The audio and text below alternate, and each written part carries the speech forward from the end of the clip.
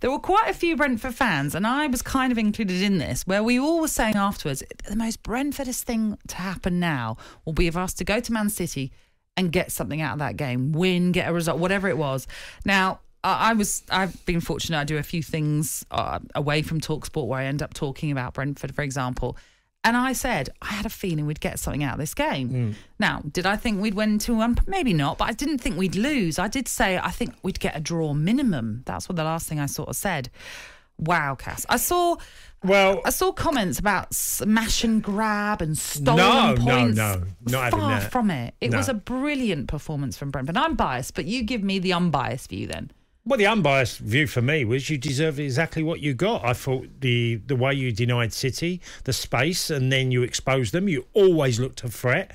It is amazing that it's only Brentford's first away victory in the Premier League. Hence why everyone's saying that's the kind of place. No, it wasn't a smash and grab at all. I mean, if you look at the aerial battles, I thought Ben Mee was fantastic at the art of defence, free transfer for you. Obviously, Ivan Toney we'll talk about, I'm sure, at length this morning. But there were many good things, and the counter-attack for the goal right at the end of the game showed that, that Brentford can utilise space and exploit it. And Man City didn't play well because they wasn't allowed to. Well, that was it at the end of the day. Ivan Toney scored both of the goals in this game as Brentford won 2-1.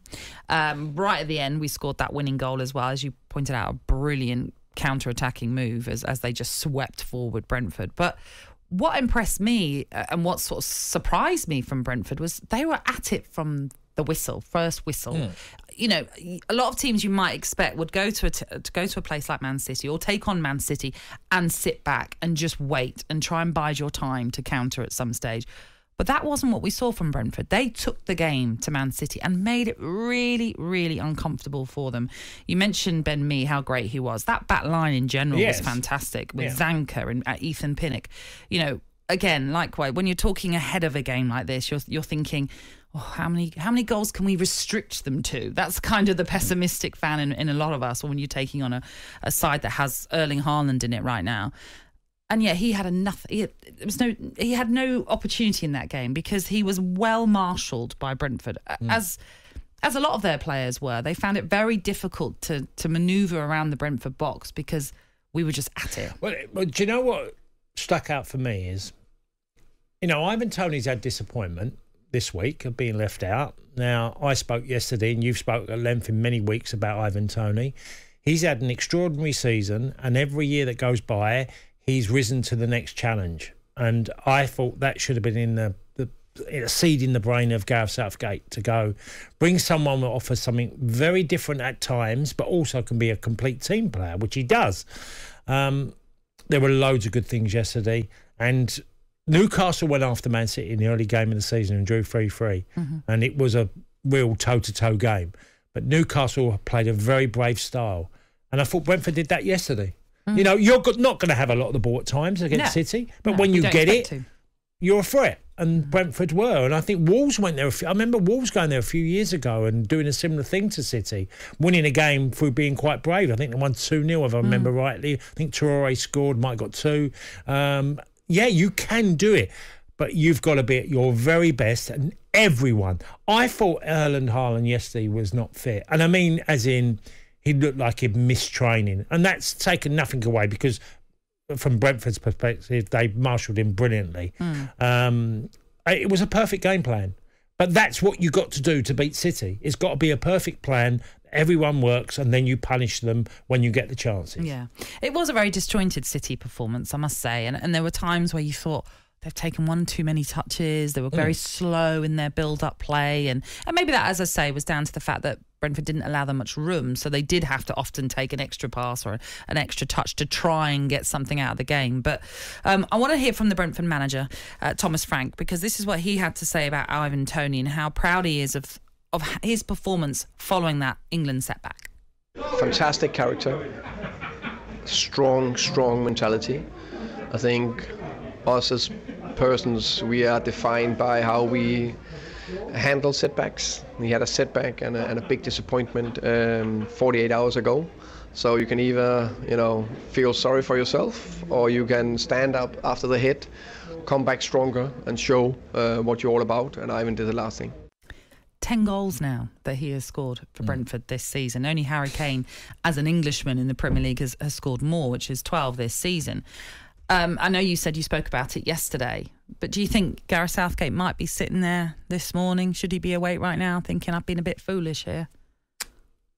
I don't know what he could have done to have got into the squad. It isn't about yesterday, is it? No, of course not. Well, it's about last season. And it's about this season and starting even better than he did the previous season. He looks like now already he's going to beat the tally he got last season. So I was confused because if the narrative is I'm going to play players that are on form, then you've gone against your principles because he has been on form as anybody. I've said to you at the start of the season, Callum Wilson's one I want to take. If he's fit, I'm taking him.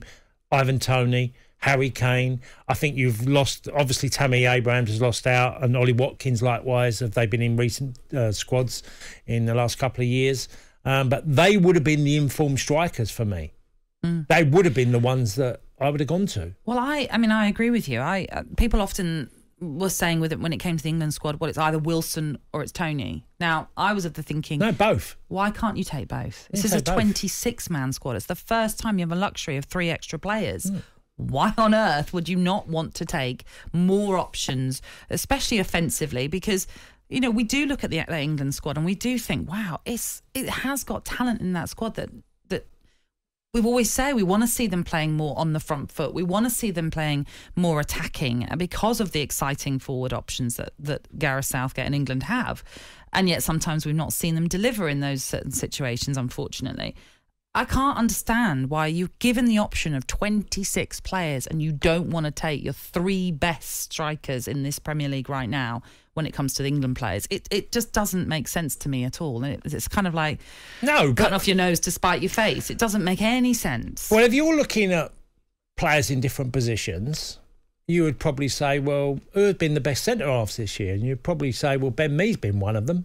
But he's 33 years old. Yeah, I wouldn't have got a look in. No, wouldn't have got a look in. But if you said to me, who's been as good as most centre-halves, Ben Mee has been better than Eric Dyer and certainly Maguire.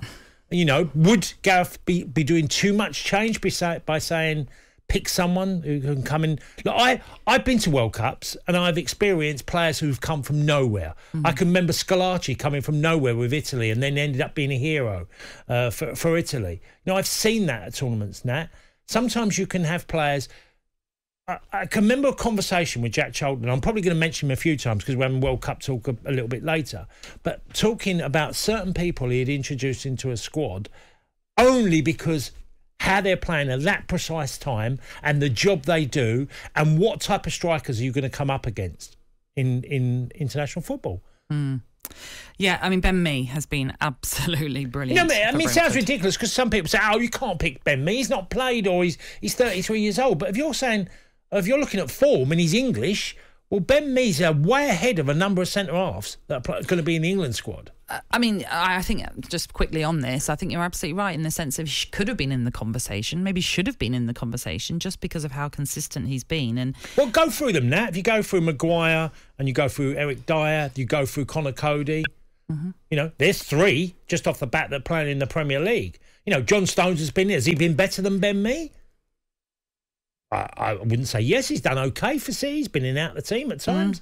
No, listen. There are a lot of players that unfortunately will not have been picked just because of either age or because of maybe the team that they're playing for example. I think that does come into the thinking. Yeah. And just to quickly say, of that back 3 that played yesterday at City, Zanka, free, Ben Mee, free, Pinnock, 3.3 million. That's how you much overpaid for Pinnock. That's how much that back line costs. And wow, did they marshal Erling Haaland, who, by the way, had 1 shot in the game, which was not on target. It's the first time that has happened in the Premier League this season. There you go. Look, he's a tremendous player and has hit the ground running. I didn't think he looked particularly fit physically yesterday. I thought there was something not quite right about him, not as sharp. But then you've got to give huge credit to, like I said, the people you mentioned who marshalled him were fantastic. The Sunday Sports Breakfast with Natalie Sawyer and Tony Cascarino. Sunday mornings from 6 on AM, on DAB, via the talkSPORT app and on your smart speaker. talkSPORT.